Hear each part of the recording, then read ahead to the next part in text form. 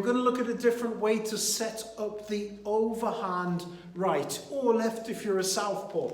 The way to set up the overhand right is that when you're doing it, you've got to make sure that you lead into it with something. Just throwing it on its own is going to leave you open. Now, a common way or a popular way to do this is to double jab first. There, and then a slip, and then we go for the overhand right. So we go there, slip, overhand right.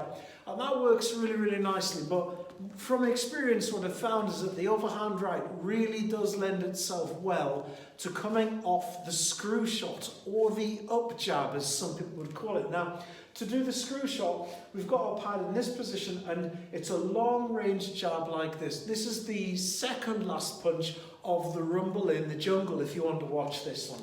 So what we've got is we've got an up jab or screw shot there, and then we've got the overhand right there. Now the weight is over here. Now, if we move it from the camera there, you can see. Now the key point to this is you must not allow your knee to pass your toe.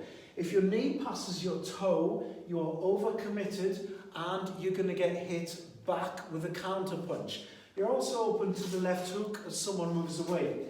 If your shoulder passes your knee or passes your toe, once again, you are overcommitted. So your biomechanical points that you're looking for here are the toe, the knee, and the shoulder. And the shoulder and the knee must at all times remain behind the front foot. Why? Okay, when you're overcommitted like this, if you're overcommitted, the only way that you can move, because the knee is a hinge joint, the only way you can move is you've got to go up before you can go back. Now, you need to have lightning quick reflexes because you're moving your whole body against somebody else's arm and just their trunk moving. Now, if when you throw the overhand right lands here like this, and this is behind this, when you push off that front, you will be able to move back. So it's important to practice the biomechanics of the overhand right and get that correct before you move on to the next step, which is beginning to confuse your opponent. Now, if you just throw an up jab like this is probably going to get you caught out. It's sometimes nice to lead into this with a double jab, but this is where we find that there's a little bit of an adaptation we can make. Now, if we throw a normal jab, then an up jab, normal jab, up jab. With my pad, all I do is turn it there. I don't move it in closer because this is still a jab. So we've got normal jab, up jab, there, like that.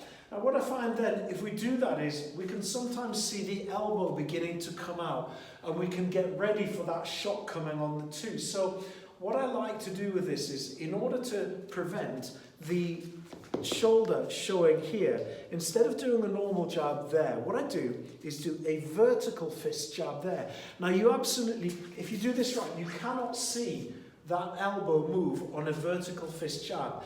The other advantage it has is that this is a very strange thing, that if someone does a normal jab to there, now there, that could be just reaching my chin here.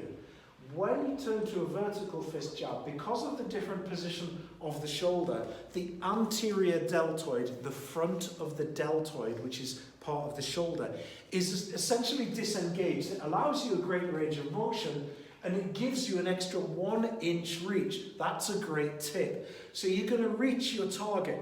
If you don't reach your target with a vertical fist jab, you are not going to hit them with the other punches, so just pull out. You need to get your feet into position a little bit better. So you need to move in just a little bit closer before you try that again. When we've got the vertical jab there, then what we can do is we can then do the up jab, and this then puts us in a great position for the overhand right. So from experience, I found that a vertical fist jab, the up jab, and then let that shoulder drop, and then that overhand right is a nice way of whipping that in. So let's have a look first at a normal jab, so palm facing down, then the up jab. We can see that shoulder moving there, can't we? So let's do that again, there, there. We can see the shoulder drop. It's telling us that the right hand's coming. Now, can you do that towards the camera, please? So it's there. So there, we've got normal jab, up jab. We can see that shoulder move. Do that again. Normal jab, there. Now do vertical fist jab, there, there. There's less of a movement, okay? Let's look at that on the pads. Vertical up, not so much dropping the shoulders. Vertical up, and again, vertical up, there. Vertical up, that's it, make it a little quicker. There. Then the right hand, there. Okay, let's see that again.